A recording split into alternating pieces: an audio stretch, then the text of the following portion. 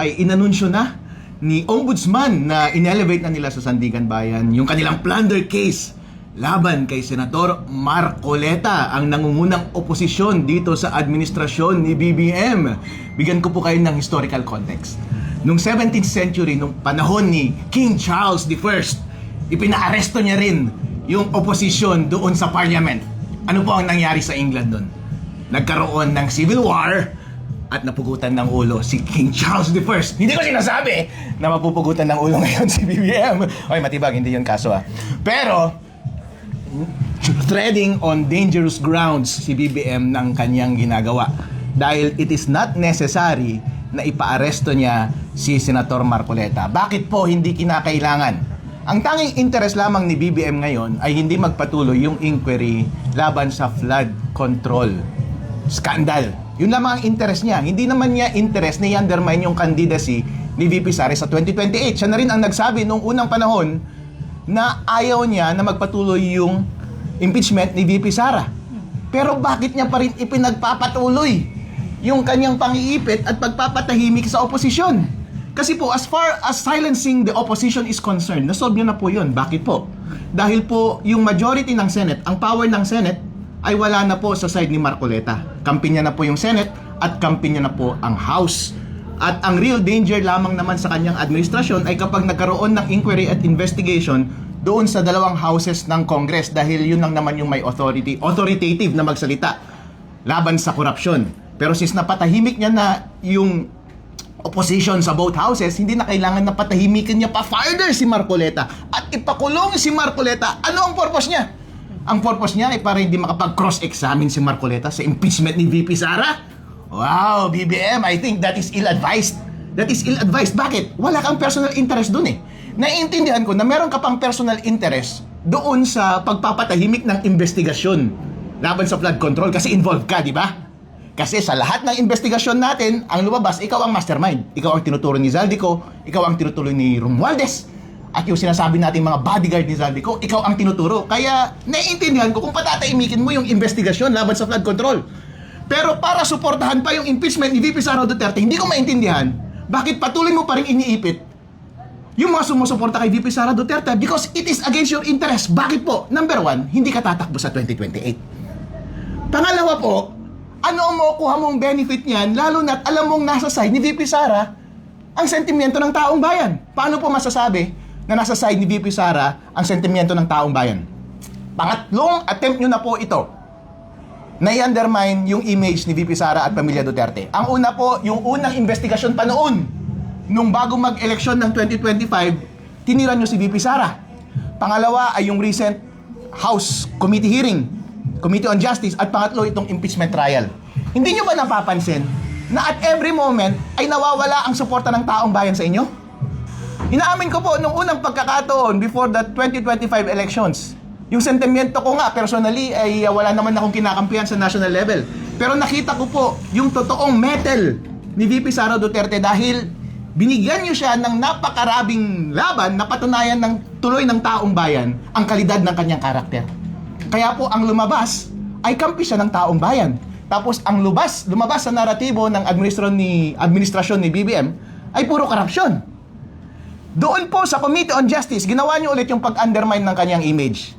Kumampi ba sa inyo ang taong bayan? Hindi po. Napansin niyo po yan noong lumipat nga yung majority ng Senado papunta sa side ni VP Sara. Dahil marami sa kanila ang magre-re-eleksyon. At alam nila na ang susunod na power ay si VP Sara. At kapag hindi nila i-align ng mabuti ang kanilang interes, sila ang mapro-prosecute sa susunod. Kaya BBM, baka ikaw rin ang mapro-prosecute sa susunod. Kaya yun po ang nangyari. Ngayon po, uulitin yun ulit.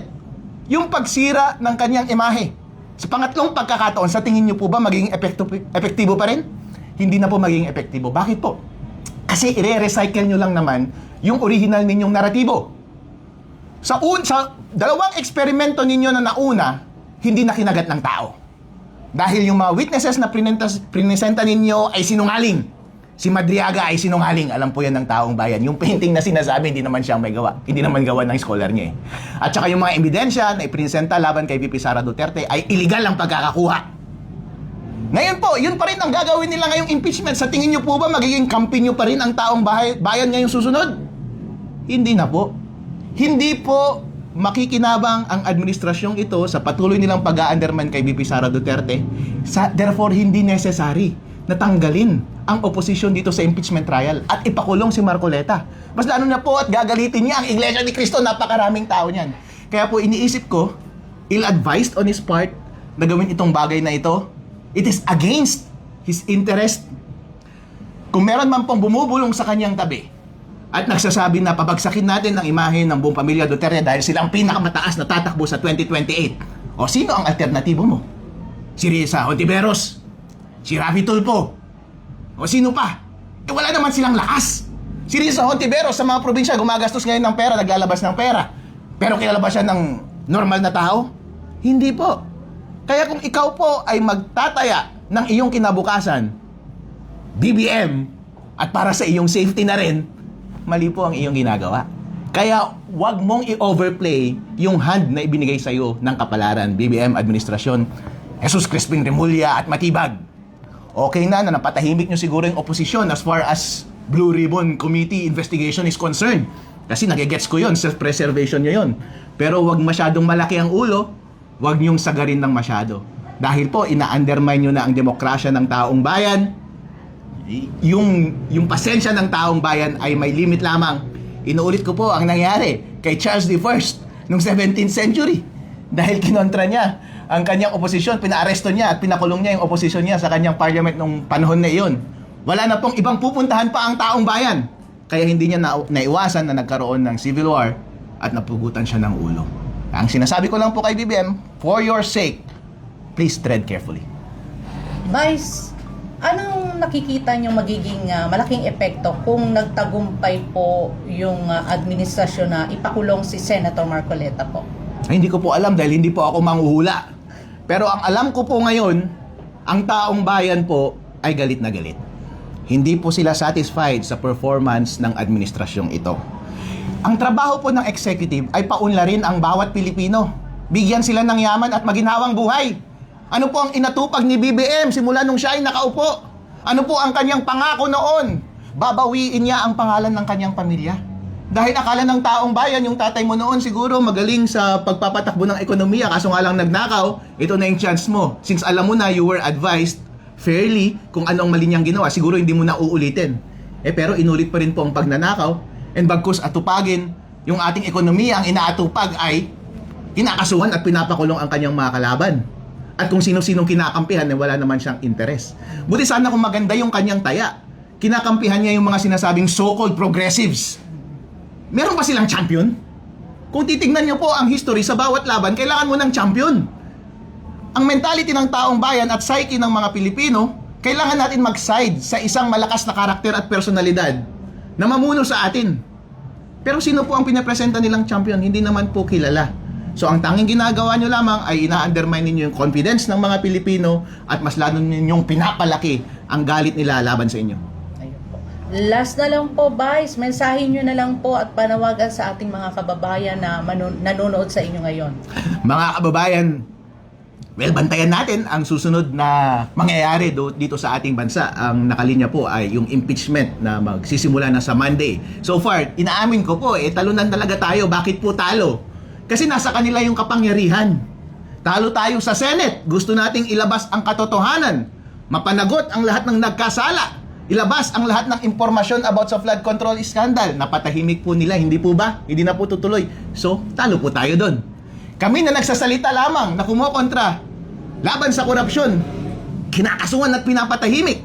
Talo ako in that respect. Pero kay VP Sara, papayag ba tayo na matalo dito sa laban ni VP Sara sa impeachment? Kasi kapag natalo po si VP Sara dito, may impeach siya.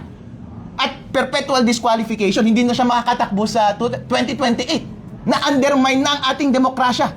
Buti sana kung maayos yung pagkakagamit nila ng impeachment mechanism sa ating konstitusyon para kahit papaano i-regulate nila yung ating demokrasya. Pero hindi naman po tama ang kanilang pagkakagamit.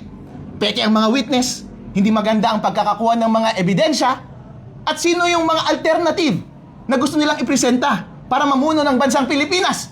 Sila rin po ay nakatanggap ng mga maleta.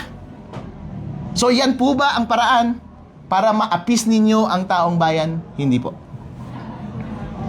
Thank you so much po. Kayo po may tanong? Ayan. Viral na naman si Vice.